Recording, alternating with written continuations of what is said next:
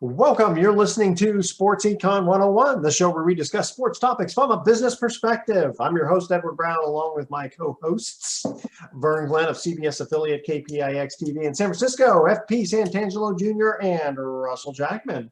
At each commercial break, we're going to ask a sports trivia question. And of course, we're still in football. We still have to ask some Super Bowl questions. So that's the theme today. Okay. When we come back, a lot to talk about. Some quarterback retired, something like that. TB12, moving on. Yep. Oh yeah. So he almost got to his age 45 that he wanted to. Right. Almost. I mean, but he leaves on his own terms. Well, that's true, and pretty darn close to the top of his game. You know, he was pretty darn close. Yeah. Statistically, his best season of his career. That's why I said it was pretty close. You know.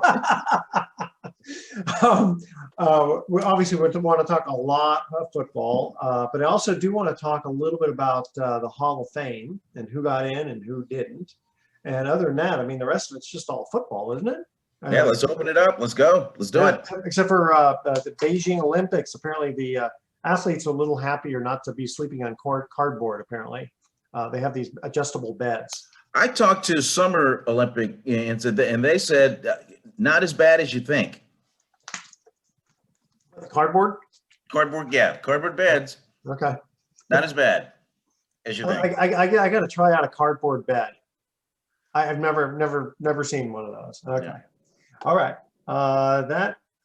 Okay. So what we're going to do is when we come back, obviously we're going to start off with a little recap of both games and some insight on that.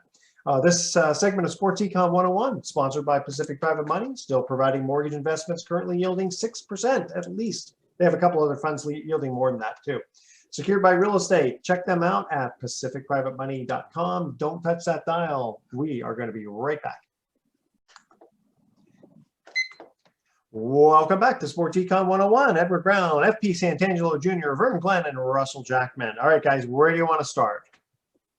Well, not with Antonio Brown. No, we're kind of. I don't think anybody cares what's going on with him right now. He's probably very sad the spotlight isn't on him.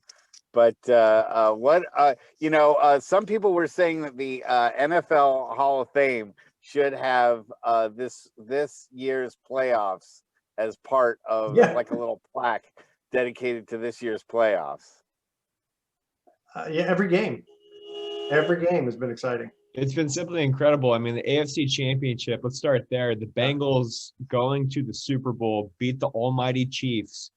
I mean, how would we ever think in a million years that Patrick Mahomes wouldn't be the best player on the field and he wouldn't be the baddest player on the field? I mean, Joe Burrow has completely changed the Cincinnati Bengals franchise, brought them to the promised land, and I have never seen an athlete in the NFL do something like that, besides maybe Tom Brady. So we can start breaking out the Tom Brady comparisons. Maybe if he wins this, right? And we'll talk to Brady about retirement a little bit later, but just absolutely phenomenal, the kind of confidence, the kind of swagger this guy brings. And my goodness, he just oozes it. I mean, he's got to be America's favorite quarterback right now. I don't remember in my generation a quarterback being this cool off and on the field. I mean, wasn't Mahomes like that a couple years ago? Mahomes never really had like the cool factor. He's always just a really good athlete.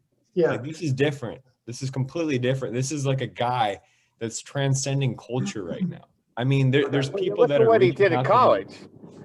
Yeah, you look at all the records he set in college and everything he accomplished there. That's a big difference between him and Brady. I mean, Brady was picked, in the 6th round or something, 5th round, versus, Burrow, who was, a top pick. Everyone was expecting a lot out of him, and he's translated. A lot of times guys get the pressure and the label put on them in college, and then they just melt down like Ryan Leaf,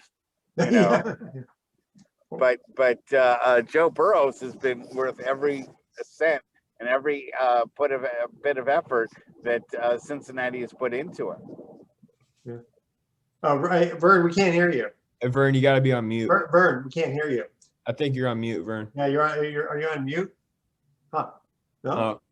Uh-oh. Okay. Well, Well, Vern figures that out. I think what happened in that Cincinnati Bengals Chiefs game too is at one point the Chiefs were ahead 21-3, and it's almost like the Chiefs were on autopilot. They knew that the team was just completely better.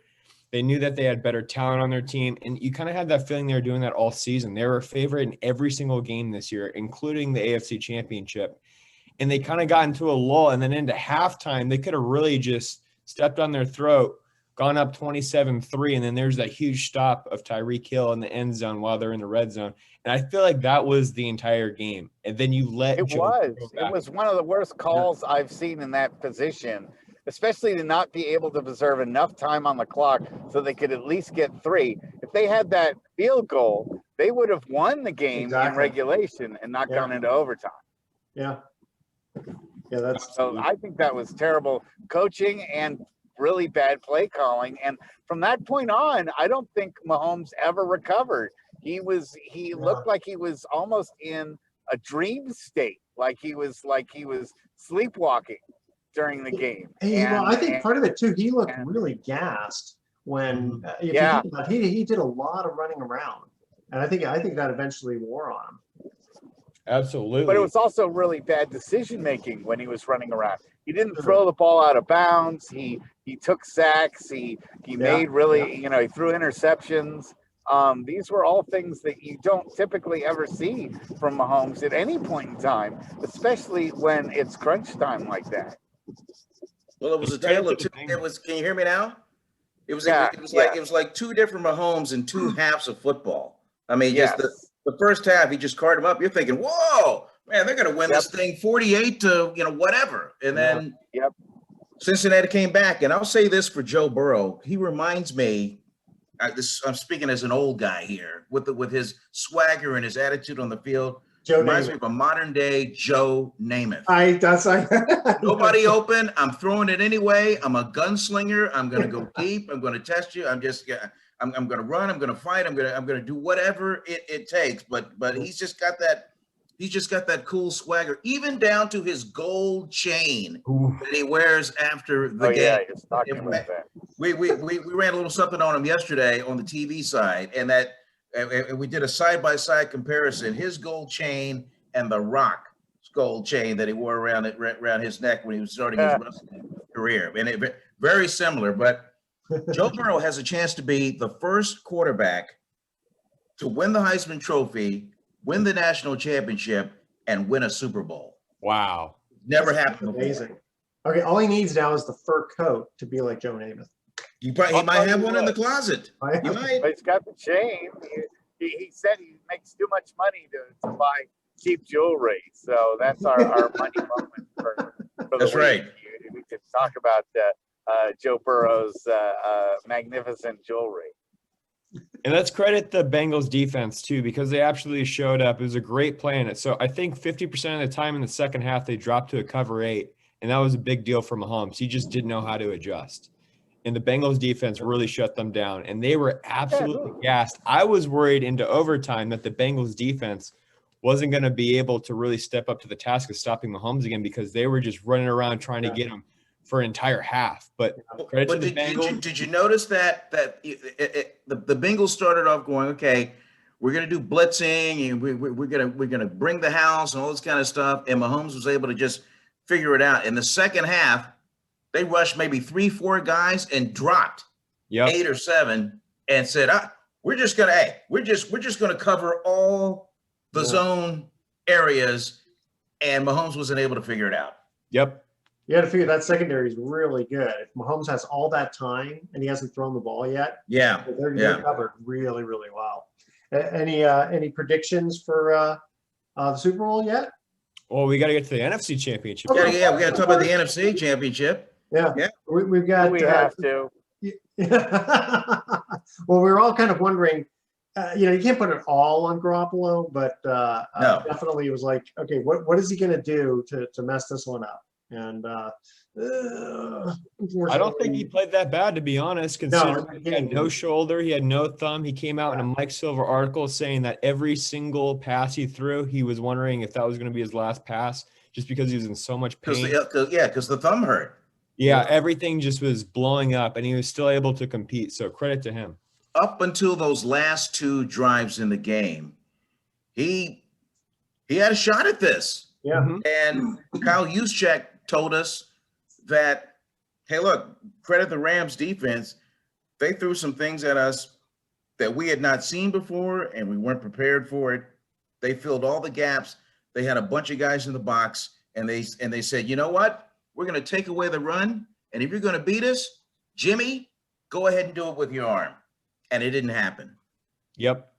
And I feel like a huge statistic in this game too is that at half, the Rams had 20 minutes of time of possession, while the 49ers only had about 8 minutes. I mean, that's just running your defense into the ground.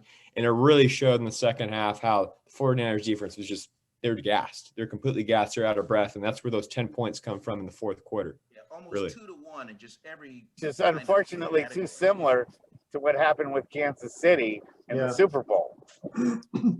Having that 10-point lead and not being able to hold it and not being able to score to add to that lead, so that you're just not, gripping and it seemed like in the Super Bowl, it seemed like they were just like trying to run the clock out, didn't it? Which was a little different than this game, like just prevent defense in the Super Bowl where they lost to Kansas City. It appeared that way. Just, give them a little yardage. Hey guys, we're going to cut to our first commercial trivia question break. Talking the Super Bowl. While most know Ben Roethlisberger won his second Super Bowl in 2009, who was the losing quarterback that was also going for his second Super Bowl win? All right, that's our trivia question. Stay with us. Sports Econ 101. We'll be right back. Welcome back to Sports Econ 101. Edward Brown, Vern Glenn, FP Santangelo Jr., and Russell Jackman here. First trivia question on the Super Bowl, guys. While most know Ben Roethlisberger won his second Super Bowl in 2009, who was the losing quarterback that was also going for his second Super Bowl win? Kurt What's the Warner? answer? No. Kurt Warner. Kurt Warner. Okay. I just said that.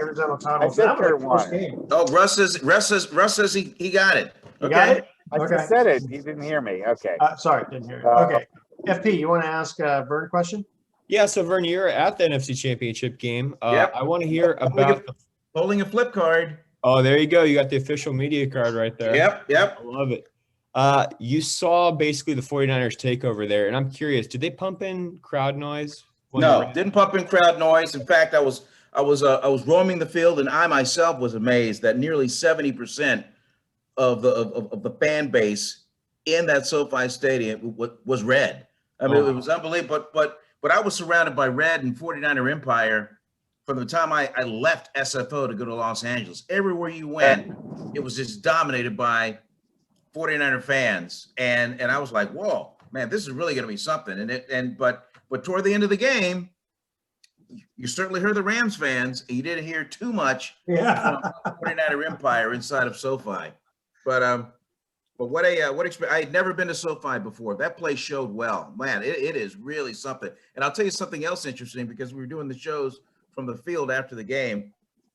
As we were getting ready, the stadium crew were already on the little tractors erasing the logo out of the end zone and middle of the field, just completely erasing it. All the Rams signage came down because it's going to be replaced with nothing but the Super Bowl LVI Super Bowl logo. So I was like, wow, man, they just stripped everything to kind of get ready for it. I have a second question for you. So obviously that Jaworski Tart drop was absolutely huge in the momentum swing of the game. I still think personally the 49ers would have still lost because there's 10 minutes left in the fourth, but obviously a huge momentum swing, correct?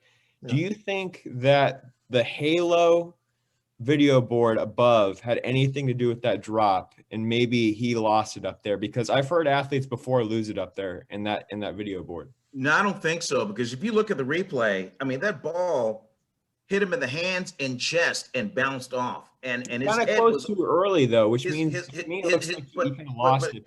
his head, everything was already turned as if he was going to like grab it and just take off, and it just bobbled and just got away. Sometimes if it's too easy. And to Tart's credit, he offered no excuses. He just thought, oh man, this guy messed up. I'm gonna make this grab. We're gonna win this game, protect this 3-point lead, and then just move on. And then he dropped it. And then right after that was the hit on OBJ. Yeah. And then 15 more yards, personal foul. I mean, what a momentum changer. Yep. I think that was a huge part of the game right there. A lot of little things. But if you look at the stat sheet, the Rams statistically just dominated the 49ers in every single facet. Yeah. Like they should have won that game at the end of the day. So I don't look at I look at the Ward, the late hit, that one, way bigger deal than the drop pass. But yeah, I mean, the big question is now, Jimmy Garoppolo. What do we do left on his contract, and he's got a no trade clause in his contract. So if they're going to deal, Jimmy's going to have to green light it. It's going to have to be the right situation. So to give you some numbers here, if the team could cut him, that's one. If they can't deal him, they could cut him. Just to give you some numbers here, he's owed $26.9 million on the cap. So getting rid of that for the 2022 season would be huge. And then obviously you pay Deebo Samuel, you give that guy an extension because he is the heart and soul of the offense. Yeah. And you take your chance with Trey Lance. But I mean, you got to have a veteran quarterback on the roster. Absolutely. You have to. Absolutely. And a guy retired today that, he did retire, but if I'm the 49ers, I'm probably just checking it out a little bit, see if he wants to retire with his hometown 49ers. His home team. Yeah. I think it's worth a phone call to go, hey, Tommy, is it really a thing?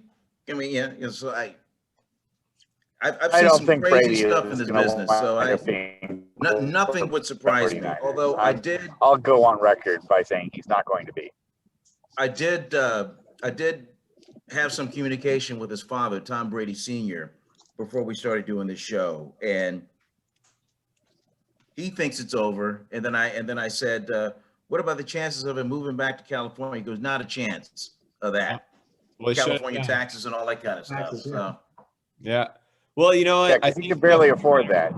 I think the 49ers probably insulted him when the first time he came to the Kyle Shanahan administration and it was like, hey, I want to play here. I want to play here. I want to play here. And they're like, no, sorry. We just went to the Super Bowl with Garoppolo.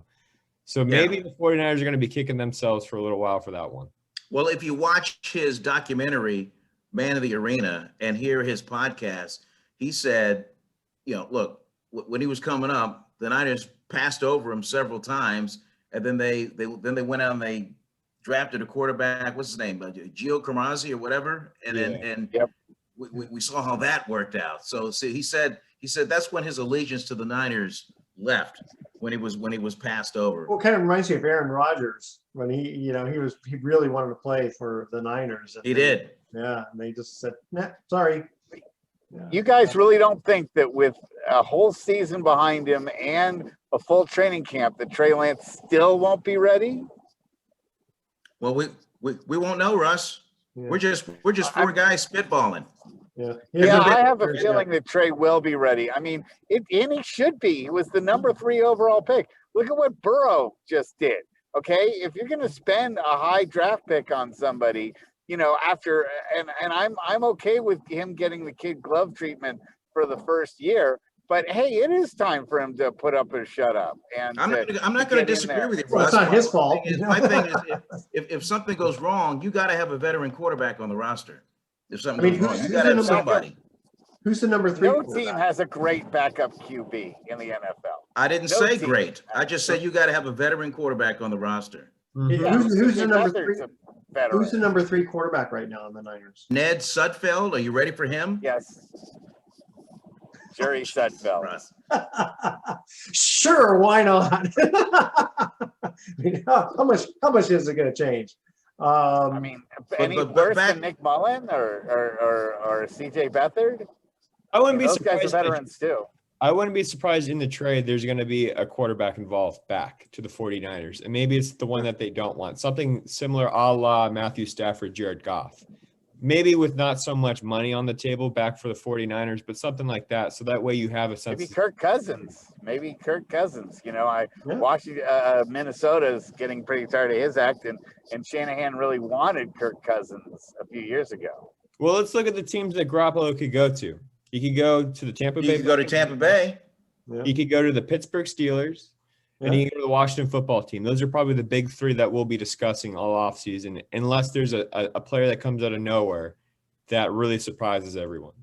So those are the three. If you're those teams, though, do you kind of look and go, gosh, I don't know if this guy can bring us to the promised land? I mean, he just seems to. Oh, if I'm Pittsburgh, this is the perfect paradigm for me because Jimmy's a winner, right? He's actually really good at disguising a run as a quarterback, and Pittsburgh really likes to play hard-nosed football. Mike Tomlin would love that guy. I feel like that's probably the most perfect fit and where he'd be propped up for success. But others might be drinking, the juice a little bit and be like, oh, he's just won a lot of games. We'll just throw him into our system and see what happens. And that's the Washington football team. That's the other guys in play here. But I feel like him and Mike Tomlin, they could do something special. But there's some guy named Aaron Rodgers that, might want to go there too. So I think Aaron Rodgers is going to go to the Denver Broncos. Okay. Okay. Well, and he just lost it. He just lost his offensive coordinator to the Denver Broncos to be the new head coach. So I just think there's something there. By the way, I'll see Aaron Rodgers this weekend. He's scheduled to appear in this Pebble Beach Pro-Am, which I'm covering. So I don't talk about it, but that's one of the speculated teams for him to be going to. Mm-hmm. Wasn't it interesting in the offseason how Shanahan waxed poetically about Matt Stafford? And here we are, Matt Stafford going to the Super Bowl. In fact, I watched the NFC Championship game with a big Lions fan, and he was happy for Matt Stafford. I thought he'd be bitter about, the trade not working out, but he's like, no, Matt Stafford deserves to have his time going to a Super Bowl. And it's weird to see a team go to the Super Bowl with one guy, Jared Goff, and then just a couple of years later go with a completely different quarterback. Can you imagine Jared Goff? I mean, I got to think that he's kind of going, I think he's or fine. Maybe he says it is me. Maybe he looks at himself and says, yeah, it was me that was keeping this team. Well, but they got Odell. Well, he was in the Super Bowl. He just didn't get it done in the Super Bowl. Right. I'll tell you what, the Lions are propped up to have a really nice year next year, and they're really just a few scores away in a few games. One score away in a few games to being like 10-win team. Like they're fine. I feel like they're going to be fine. I feel like Jared Goff will actually take them to the playoffs eventually. All right, hey guys, cut to our next. More important question is, can they win on Thanksgiving? Yeah, that's right. Yeah, they used to do very well on Thanksgiving, no matter how bad the team was. Okay, here we go. Here's our second trivia question. After much criticism for having quarterbacked 3 previous losing efforts in the Super Bowl, he finally broke through and won in 1998 and 1999. Which quarterback are we talking about? Stay with us. Sports Econ 101. We'll be right back. Don't touch that dial. Welcome back to Sports Econ 101. One more time, Edward Brown here, along with FP Santangelo Jr., Vern Glenn, and Russell Jackman. Second trivia question. After much criticism for having quarterbacked 3 previous losing efforts in the Super Bowl, he finally broke through and won in 1999 and 1998. Which quarterback are we talking about? Russ? Good old horse Steve. Good old horse. That's a mean way of saying John Elway. Oh, okay. Wait, a horse thief? Where did that come from? Yeah. Scott, you've seen him smile? Oh, horse thief. I thought you said horse thief. Like he steals horses. I'm trying. Okay, so I remember. Okay, he lost against the 49ers. He lost against against Washington. Oh, that's right. Yeah. Because that was Doug Williams beat him, and then the last one was the Giants, right? Yeah. Yeah. Okay. There we go. And in fact, if you remember, this is a sort of a mini trivia question that's probably pretty easy. Which team did he said I'm not going to play for? Oh, that was the then Baltimore Colts. Baltimore Colts. Didn't they? Yep. Hadn't they just changed to the Indianapolis? No, they were still in Baltimore. No, because this was like 1980. They were still in Baltimore. I can't remember why he said he didn't want to go to the Colts. He could play baseball. At the time, Baltimore was in purgatory. I mean, they were just, and it was owned by a guy by the name of Robert Irsay, who was he he just got a bad label as a bad owner. Nobody wanted to play for the Baltimore Colts then. Gotcha. All right. We'll get back to football, but I want to change over here to baseball for a minute. So Ortiz gets into the Hall of Fame. David Ortiz. Yep. David Ortiz. Clemens and Bonds still left off. Yep. Which wasn't this their last year? Otherwise, the last year of being eligible by the baseball writers. But they could do the Veterans Committee, right? Veterans Committee could vote them in. Yep. Would they? How long do they? Would it be the very next year they keep doing it, or no? I think it's 4 years.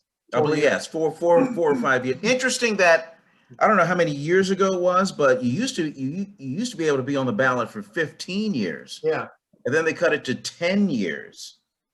I don't know why. Probably better. You can speculate why, but yeah.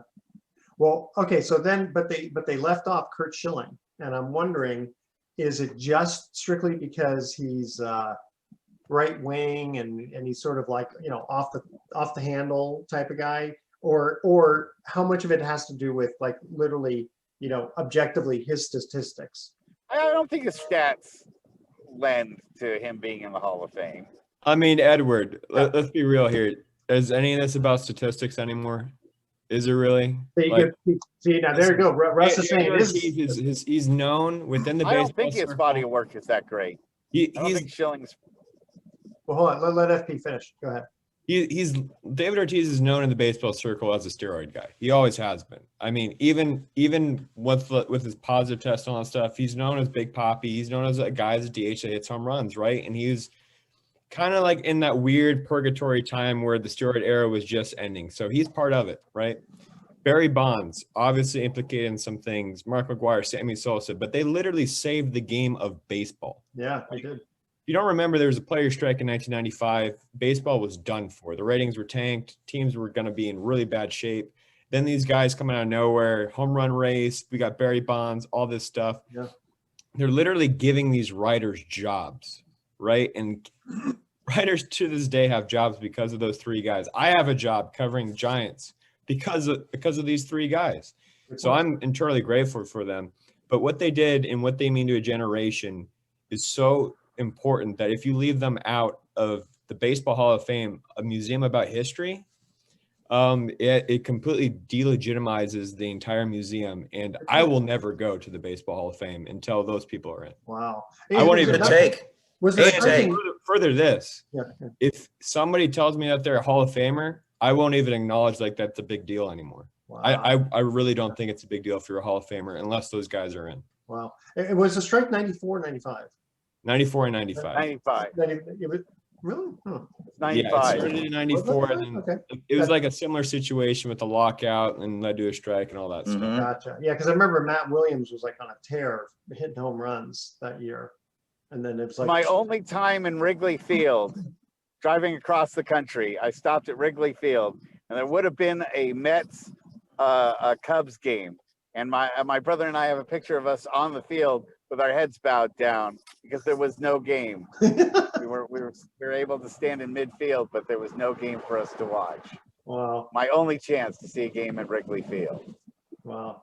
It's weird too, because you talk about like FP, you're saying it's not just the statistics about the Hall of Fame. It's, you know, all this political stuff or whatever. Mm-hmm. But can you unseat somebody from the Hall of Fame? Right? Because there's a lot of guys who you'd look at and go, you know what, based on their antics, you know, like first thing I think of is Cap Anson, because, you know, he didn't allow black players, you know, he just basically, he was like kind of in charge. I don't know how he had that much pull. But, you know, a guy like that, or Ty Cobb, or somebody who just has so much evilness in them, we'll call it, that they get to say, you know what, get this guy out of the Hall of Fame. It's interesting you mentioned Ty Cobb and the perceived evilness. Yeah.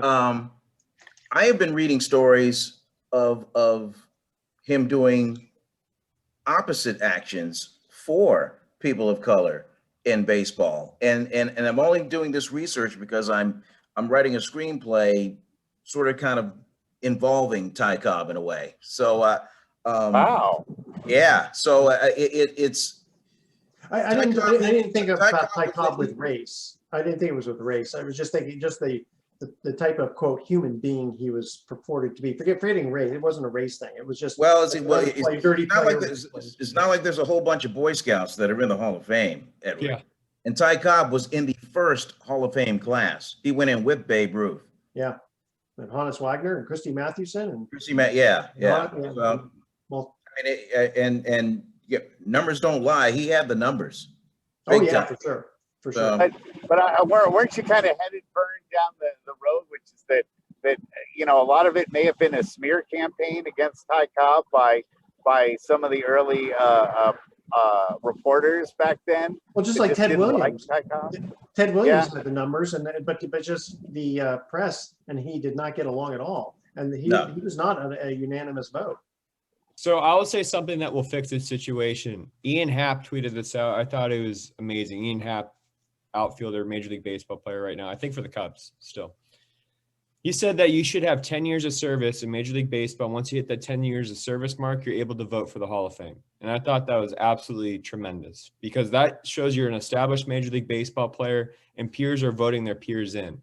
Yes. Every single baseball player agrees Barry Bonds should be in because he has abilities and talents that I could take steroids and it would I'd be not even 1/1,000,000th of what Barry Bonds is. David Ortiz himself said, "Hey, Barry Bonds is 10 times the player I am." Yep.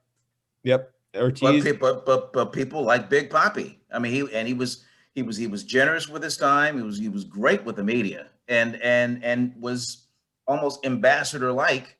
Yeah. Even though his numbers were a fraction of what Barry Bonds were, and I think writers, writers have feelings, and Sammy Sosa was really good with the media, and help him. Writers remember certain things. So yeah, cork bat doesn't help. Well, Sammy Sosa. Sammy Sosa. Yeah, I mean, he got along great with the media. It didn't help him get in. And Mark Mcguire apologized, and that didn't help him get in. No.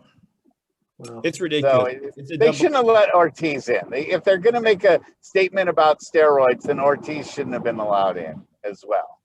And what happened? He's a first ballot Hall of Famer. I know. Doesn't even have a glove. Have a glove. He doesn't have Econ gloves like Barry Bonds does. I mean, showed up for a game without a glove once.